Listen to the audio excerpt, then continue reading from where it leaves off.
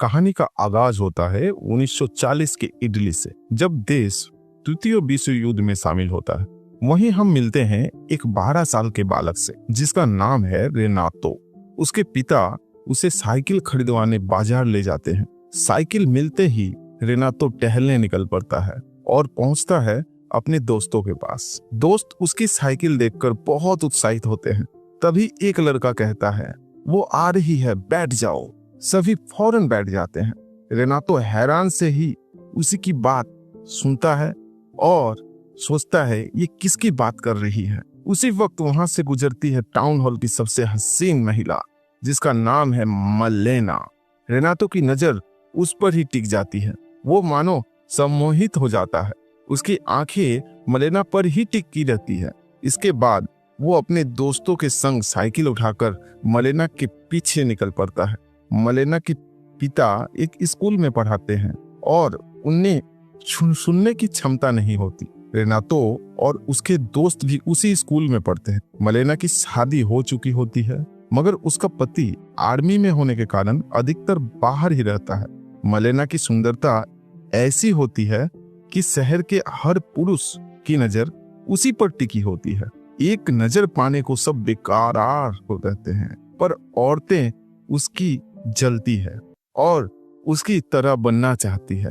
अब हम रेनातो को स्कूल में देखते हैं, जहां उसका ध्यान बार बार मलेना की ओर खींचा चला जाता है।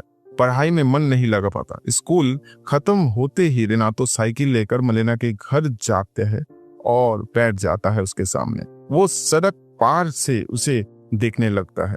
तभी मलेना बाहर आती है और उसे बुलाकर सिगरेट लाने के लिए कुछ पैसे देती है। रेनातो उसे एकटक निहारता रहता है, लेकिन ये सब उसकी कल्पना में हो रहा था। असल में वो वहां बैठा ही नहीं था। इसके बाद रेनातो अपने पापा की पैंट चुरा लेता है और टेलर के पास जाता है ताकि उसे खुद के लिए बनवा सके। लेकिन जब ये बात उसके पिताजी को पता चलती है तो उसे डांटते हैं और कहते हैं कि अभी वो हाफ पैंट की उम्र में है। रेनातो अच्छी तरह जानता है कि मलेना शादीशुदा है, फिर भी उसकी हर हरकत पर नजर रखता है। वो रात को चुपके से पेड़ पर चढ़कर उसके कमरे की खिड़की से झांकता है। वो हर वक्त मलेना का पीछा करता रहता है। एक रात वो उसे उसके कमरे में संगीत पर थिरकते हुए देखता है। रेनातो मंत्रमुग्ध सा उसे निहारता है, बिल्कुल बेखबर कि वो देखी जा रही है। अगले दिन रेनातो म्यूजिक शॉप से वही गाना खरीदता है जो मलेना रात को सुन रही थी और अपनी कल्पनाओं में खो जाता है कि मलेना उसके कमरे में आ रही है। लेकिन ये जब उसका भ्रम में होता है। एक दिन वो फिर साइकिल से मलेना का पीछा करता है और देखता है कि अमीर हो या गरीब, यहाँ तक कि बड़े अफसर तक मलेना पर गंदी नजरें डालते हैं। उनकी बीवियां अपने पतियों को कुछ कहने की बजाय मलेना को ही ताने देती है। उनके दिल में नफरत होती है क्योंकि वो नहीं चाहती थी कि पति किसी पराई औरत के ओर देखे।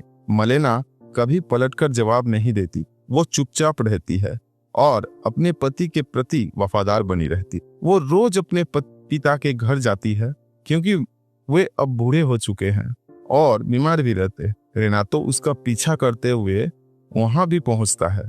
अगले दिन टाउन में माइक से घोषणा होती है कि कुछ सैनिक युद्ध में मारे गए हैं, जिनमें मलेना का पति भी शामिल होता है। यह खबर सुनकर शहर के मर्दों के चेहरे पर खुशी साफ दिखाती है क्योंकि अब मलेना विधवा बन चुकी है। वहीं मलेना बेहद दुखी हो जाती है। वो अपने पति से बेइंतहा मोहब्बत करती थी। अब वो अकेली पड़ जाती है और अपने पिता के घर में ही रहने लगती है। रेनातो बाहर से उसे देखता है। वो कमरे में बैठी आंसू बहा रही होती है। कुछ दिन बाद जब मलेना अपने कपड़े सुखा रही होती है, रेनातो चुपके से उसके पर्दे उठा ले जाता है। रात को वो उन्हीं पर्दों को हाथ में लेकर उसके ख्यालों में डूबा रहता है। सुबह जब उसके पापा वो पर्दे उसके पास पाते हैं तो वे बुरी तरह से चिल्लाते हैं। उसकी माँ उसे मारती भी है और फिर पापा उसे कमरे में बंद कर देते हैं। 3 दिन तक वो ऐसे ही बंद रहता है, भूखा प्यासा। बीमार हो जाता है।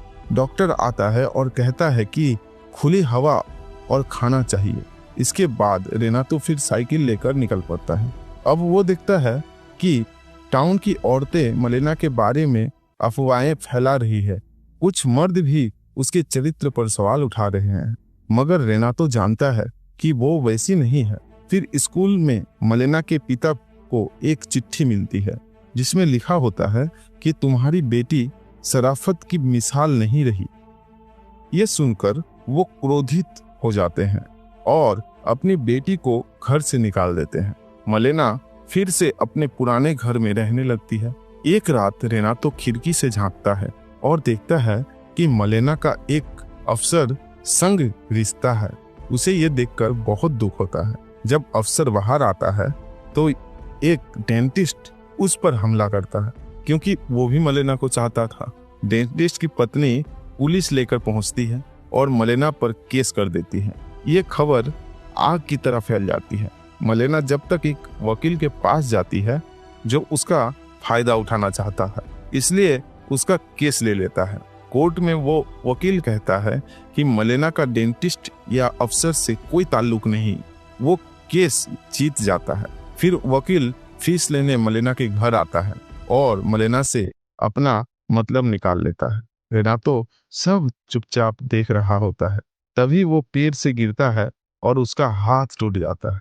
इसके बाद मलेना लॉयर से मिलने लगती है, क्योंकि अब उसे कोई काम नहीं मिलता और खर्च चलाने के लिए उसे उसकी शर्तें माननी पड़ती है। जब वकील की माँ को ये बात पता चलती है तो वो उसे फटकारती है। लॉयर मलेना से रिश्ता तोड़ देता है। अब मलेना पूरी तरह अकेली हो जाती। उसकी पेंशन भी बंद हो चुकी थी और वो अपने बाल काट लेती है, क्योंकि उसे लगता है लोग वैसे ही उसे गलत समझते हैं, तो क्यों ना वो सच में वैसी बन जाए। अगले दिन मलेना नए रूप में शहर आती है। सभी मर्द उसे देखकर हैरान रह जाते हैं। वो खाली कुर्सी पर बैठ जाती है और सिगरेट को होठों में रखती है। तभी एक आदमी उसका सिगरेट जलाता है। मलेना सोचती है, जब वो ठीक से जीना चाहती थी तो किसी ने नहीं छोड़ा। अब सब उसकी मजबूरी का फायदा उठाना चाहते हैं, इसलिए वो खुद के लिए गलत रास्ता अपनाती है और एक आदमी के साथ होटल चली जाती है। रेनातो दूर से ये सब देख रहा होता है। उसे ये अच्छा नहीं लगता। रात को वो उसके घर पर नजर रखता है और देखता है कि हर रात नए लोग आते हैं। टाउन की औरतें अब और गुस्से में होती है और उससे और नफरत करने लगती है। अब मलेना बहुत फेमस हो जाती है। वो सीना के साथ घूमती है। रेनातो को ये सब देखकर दुख होता है। वो उसकी मदद करना चाहता था, पर अपनी उम्र की वजह से वो कुछ नहीं कर पा रहा था। एक दिन वो मलेना को जो जर्मन अधिकारियों के साथ दिखता है और ये सहन नहीं कर पाता, बेहोश होकर गिर जाता है। उसकी माँ और बाकी औरतें सोचती है कि उस पर कोई साया है, इसलिए उसे चर्च ले जाती है। उधर मलेना की वजह से सभी औरतों का वैवाहिक जीवन बिगड़ रहा होता है। एक दिन कुछ महिलाएं होटल में घुस जाती है जहां मलेना होती है। वो उसे खींचकर बाहर लाती है, कपड़े फाड़ देती है, बाल कट कर देती है और उसके आत्मसम्मान को कुचल देती है। फिर कहती है कि ये शहर छोड़ दो, कोई भी मर्द उसे बचाने आगे नहीं आता। मलेना ये सब सहती है और आखिरकार शहर छोड़कर चली जाती है। रेनातो दूर से ये सब देखता है। कुछ दिन बाद मलेना का पति वापस लौटता है। वो युद्ध में जख्मी हुआ होता है और उसका एक हाथ नहीं होता। वो घर आता है, लेकिन पाता है कि उसका घर अब दूसरों के कब्जे में है। वो मलेना के बारे में पूछता है, मगर कोई कुछ नहीं बताता। उसके दोस्त तब उल्टा सीधा बोलते हैं। रेनातो उसे सब बताना चाहता है, पर उसके हिम्मत नहीं होती। उसे पता होता है कि मलेना कहाँ गई है, इसलिए वो एक चिट्ठी उसके पास छोड़ देता है, जिसमें लिखा होता है कि वो अब भी तुमसे प्यार करती है और मसीना शहर चली गई है। उस रात उसका पति ट्रेन पकड़ता है। एक साल बाद मलेना अपने पति संग लौटती है। अब और भी सुंदर दिखती है, लेकिन अब वो खतरा नहीं मानी जाती, क्योंकि वो अपने पति के साथ होती है। महिलाएं उसकी हिम्मत देखकर हैरान होती है और सम्मान से बात करने लगती है। जब वो बाजार जाती है तो वही महिलाएं उसे मैडम कहती है। मलेना मुस्कुराकर जवाब देती है। जब वो सामान लेकर लौटती है तो उसके बैग से कुछ संतरे गिरते हैं। रेनातो दौड़कर मदद करता है। मलेना जाती है और रेनानो गुड लक कहता है। फिर साइकिल उठाता है और मन में सोचता है, समय बीतता गया। मैंने कई लड़कियों से आत्मिक मिलन किया। कई बार उन्होंने पूछा, क्या तुम मुझे याद रखोगे? मैंने कहा हाँ, पर सच्चाई यही है जिसे मैं भी कभी नहीं भूला। वो सिर्फ मलेना है। और यहीं पर मूवी का अंत होता है। दोस्तों, अगर मलेना की जगह कोई और लड़की होती तो क्या समाज का व्यवहार अलग होता? आपकी राय कमेंट सेक्शन में जरूर बताएं। वीडियो को लाइक और शेयर करें, चैनल को सब्सक्राइब करिए और बेल आइकन दबाएं ताकि अगली वीडियो आपसे मिस ना हो। मिलते हैं फिर अगली कहानी में। Till then bye bye, take care.